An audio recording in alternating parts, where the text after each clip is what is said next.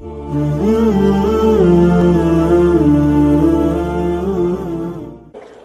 سنت والجماعت ہی حق ہے، یہی حق ہے، اور اہل سنت والجماعت کا وہ عقیدہ جو صحابہ سے لے کے تابعین تک، تابعین سے لے کے تبع تابعین تک، تبع تابعین سے لے کے ائمہ مجتہدین تک، اور آج تک جو اکابرین اہل سنت والجماعت سے رائج ہے، وہی عقیدہ اہل سنت والجماعت ہے۔ اس سے ہٹ کر چاہے یہاں کا ہو چاہے امپورٹڈ ہو، کوئی عقیدہ لائے گا ہم ماننے کو تیار نہیں ہیں۔ آج کے زمانے میں کوئی بھی آئے، کہتا ہوں میں، کوئی بھی آئے، ٹھیک ہے، جو بزرگوں عقیدے کے معاملے میں کوئی سمجھوتا نہیں، تحقیقات کے دوسرے موضوعات ہیں، اس پر آئیے، عقیدے میں کون سی تحقیق کریں گے آپ؟ کیا کہنے؟ عقیدہ تو رائج ہے، عقیدہ تو بالکل عام رائج ہے، عقیدے میں کسی کی اقتدا نہیں ہوتی، عقیدہ تو ایک ہے، جو اس کے مطابق ہوگا ہم اس کی اگلی باتیں مانیں گے، جو اس کے مطابق نہیں ہوگا ہم اس کی کچھ نہیں سنیں گے۔ اور یاد رکھیے، محتاط رہیے، یہ شخصیت پرستی کا جو نشہ ہے نا، یہ نکال کر باہر پھینکیے۔ کیا کہنے؟ واہ واہ واہ! میں آپ سے کہتا ہوں میرے پیارے، بڑے اویئرنیس کی ضرورت ہے، جاگنے کی ضرورت ہے، میرے لیے نہیں، اپنے لیے۔ کیا کہنے؟ میرے لیے نہیں، واہ واہ واہ!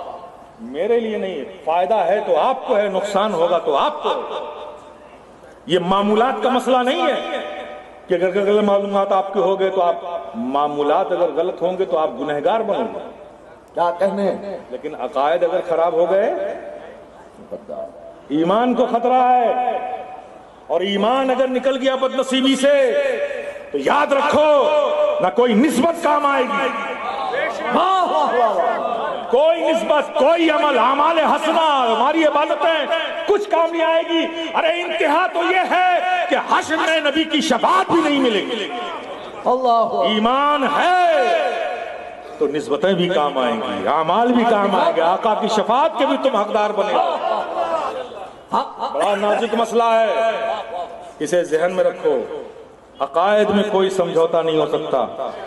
اپنی آخرت کو، عاقبت کو شخصیتوں کے بھیٹ مت چڑھاؤ، اور ویسے بھی آپ کو پتہ ہونا چاہیے کہ شخصیت شریعت کے تابع ہے،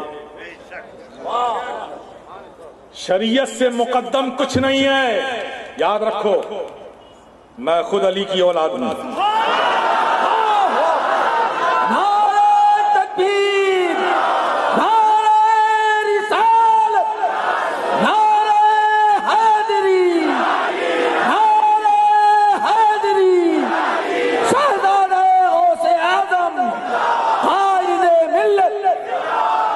سادات کچوچھا وہ ہیں جو اپنی سیادت پہ فخر نہیں کرتے، بلکہ سیادت کو رب کا فضل سمجھ کے اپنی ذمہ داری سمجھتے ہیں، دین کا خادم سمجھتے ہیں۔ یاد رکھو میرے پیارے، ماضی قریب میں ہمارے شجرے کو ٹٹولنے کی کوششیں کی گئی تھی، جنہوں نے ہمارے شجروں کا جائزہ لینا چاہا وہ خود بے شجرے کے ہو گئے۔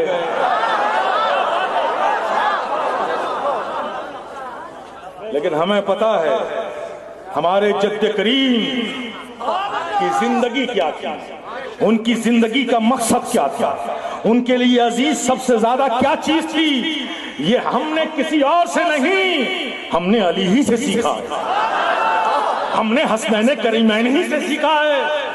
یہ درس ہمیں حسن سے ملا ہے، یہ درس ہمیں حسین سے ملا ہے۔ حسین نے کربلا کی سرزمین پر یہ درس دے دیا، اے دنیا والوں، اے میرے نانا کے امتیوں، صبح قیامت تک زندہ رہنے والی قوموں، یاد رکھو میں حسین ہوں، حسین نواز ہے نبی ہوں، حسین ہوں۔ دیکھو میں قربان کر رہا ہوں آج علی اکبر کو قربان کر رہا ہوں. کس کے لیے؟ دین کے لیے. علی اصغر کو قربان کر رہا ہوں. کس کے لیے؟ دین کے لیے. قاسم کی جوانی لٹا رہا ہوں. کس کے لیے؟ دین کے لیے. خود کو قربان کر رہا ہوں. کس کے لیے؟ دین کے لیے.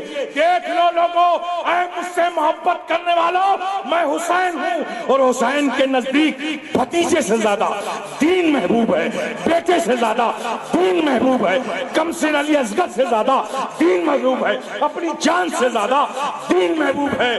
ہم نے حسین سے یہی سیکھا ہے. تو سن لو، ہم بھی حسینی ہیں. یہ عزم رکھتے ہیں کہ اگر رشتہ داریاں چھوٹ جائے، دین کے پرچم کو بلند رکھا جائے گا.